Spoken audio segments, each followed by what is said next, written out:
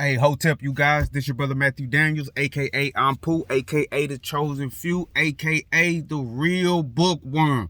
I'm not a bookworm world. I'm the real bookworm. Make sure you get it right. And as always, may your name live on forever and may your memory never die. Hotep. Hey, thanks to everybody that's getting the book Big Game Hunting and that's purchasing my other books. I appreciate it. You guys are taking it to #1. Thank you so much. Now, a lot of people have been asking me that have gotten the book. A lot of people have been asking me, what do I mean when I talk about using myself as bait to catch a crooked cop? What do I mean in the book when I talk about using myself as bait to catch a crooked cop? I'm going to explain one of the stories to you guys, but okay. This is in the book Big Game Hunting by Matthew Daniels. All right. Now, when you go into chapter 9 is leading a march against the Tech City Police Department, bringing the fight to them. Now, inside of chapter 9, once you get it, when you read it, what you're going to come across on page on page 177, this is what I say. I say, once Joshua finished saying his piece, it was my turn. I spent my time speaking about what the people should do when they were being harassed. I explained to them how I would go fishing, using myself as bait to catch corrupt cops and expose them. I would leave my home between midnight and like 2 a.m., walk over to the so-called high crime neighborhoods, and I would just walk the streets trying to entice a crooked cop to pull their nonsense stop and check. I caught plenty of big fish too. When they would stop me, I would hit them with laws and statutes and the Constitution, and then I would tell them my name so that they could know that at any moment when they are thinking about harassing an innocent citizen, it might just be Matthew Daniels under the hoodie waiting to tear you a new one. This was one of the tactics that I employed to get the cops from harassing random citizens for walking around their neighborhood where they live. So what I did, I got dressed in some jeans and a hoodie. I left my house between midnight and 2 a.m. This is real. I went to an area in my city that was quote unquote one of these high crime areas. And I was just walking around waiting to see if a crooked cop was going to try to stop me and harass me for nothing. So while I'm walking around, there was stray dogs everywhere, loose dogs everywhere, stray dogs everywhere. So it's late night, it's kind of quiet, but you do have people out there walking around, coming in and out of buildings. You know what I'm saying? You have loose dogs running around. So I see a couple of loose dogs. While I'm walking, I walk down an alley. I see a stick, so I pick up the stick. Right? I pick up the stick so that if any of these stray dogs try to approach me, I can defend myself. I can get the dog up off of me. So now look, check this out. While I'm walking up the street and a cop comes. The cop is coming like in my direction. So the cop is driving towards me. So I'm thinking in my head, okay, we might have one. Game on.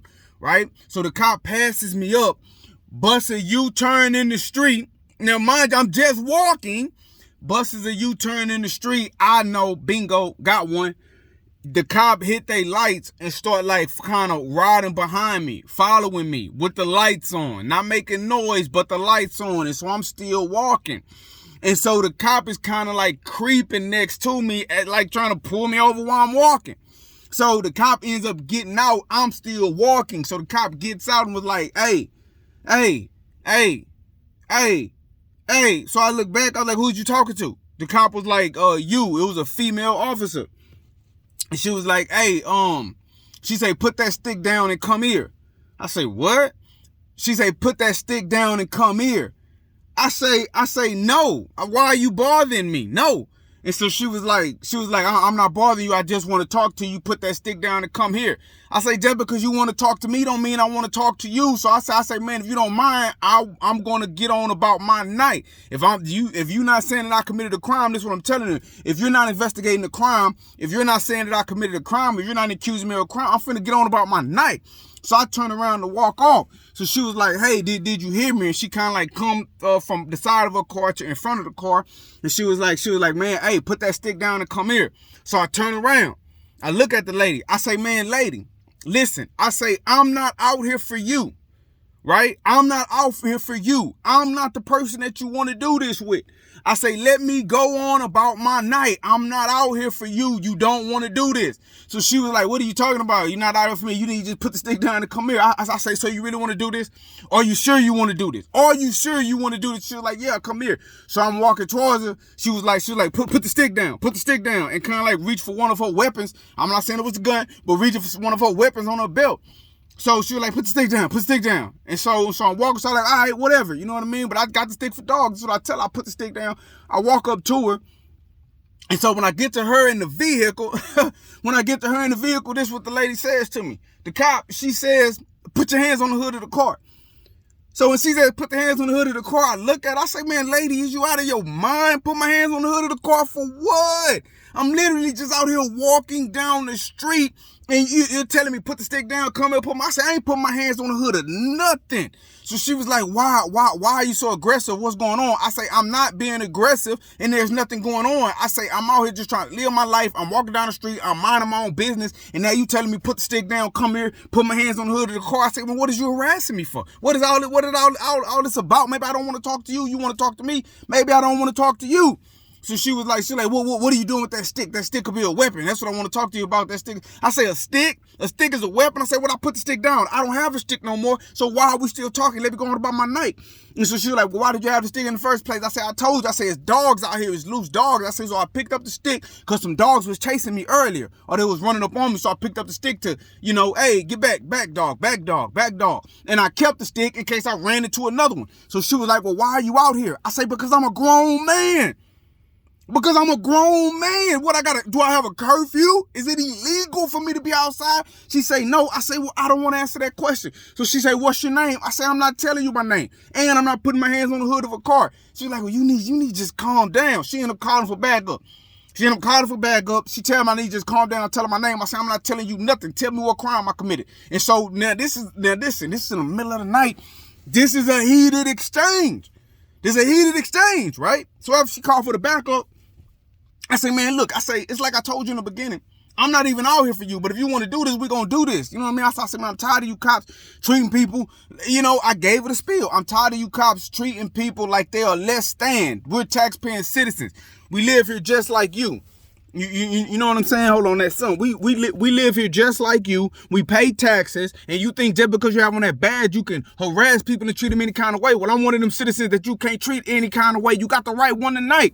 Then I tell her, I say, in matter of fact, what I'm finna do, I told her that I was gonna go file on her at the police department. That's what I told her. I'm gonna go file on her for harassing me. I asked her name. I said, you wanna know my name? What's your name? Right here in the guard. When you wanna know my name, what's your name? So I got her name. Then I told her, I say, matter of fact, I say, look, my name is Matthew Daniels. I gave her my birthday, right? Because you know that's what they asked for, your name and your birthday. I gave her my name. I gave my birthday. I say, now what I want you to do, I want you to call it in. I want you to run my number. I want you to let them know who you out here harassing. And at that time, it was going down with me, my brother, my brother and the police. Like the events that we describing, going against the police department, it was live at 5 at that point. Like I said, I'm out here using myself as bait to catch them and just had this conversation. Because I'm knowing after they deal with me a couple of times or somebody like my brother a couple of times, then they may ease up on the community. It was a tactic. So dig this, family. After I end up telling the cop my name and whatever, and I told her that to run my name, and I told her I'm gonna file on her, I told her, now I've given you my name, right? I've submitted to this illegal, what I feel is at the moment as an illegal detaining of my person.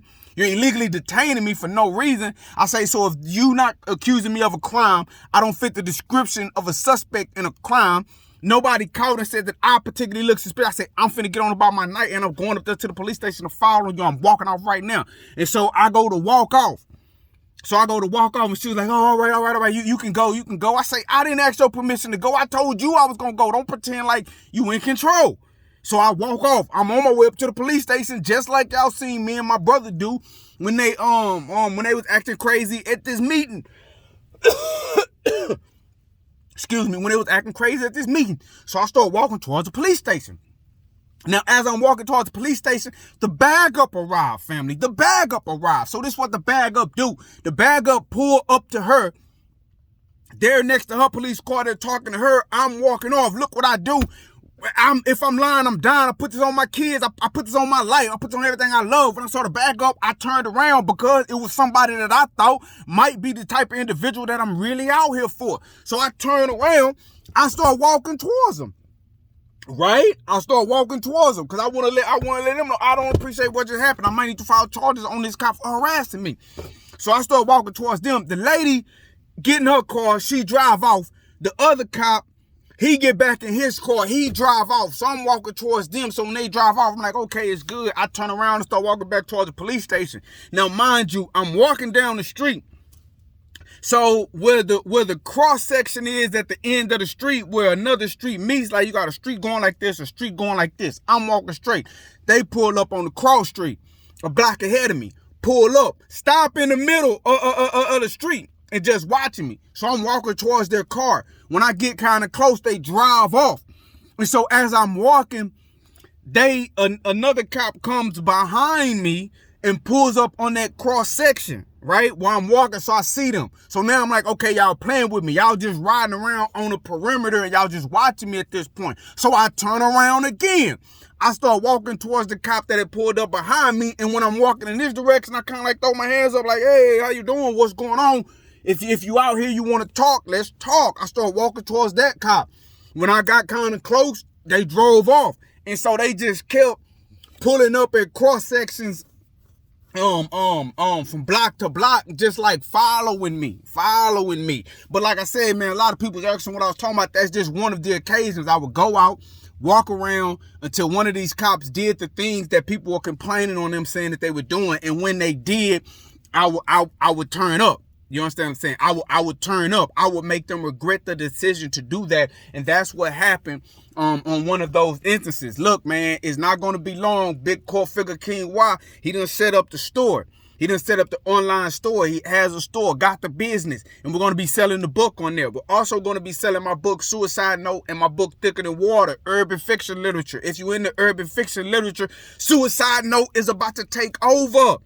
But as per the video, like I say, I got a few books. You feel me? I got a few books. I got a few more. They here with me. These are the ones that I ride around with.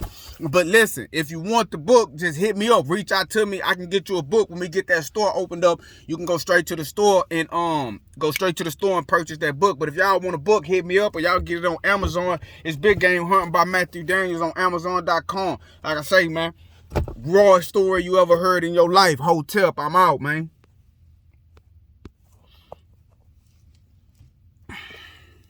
Hotel.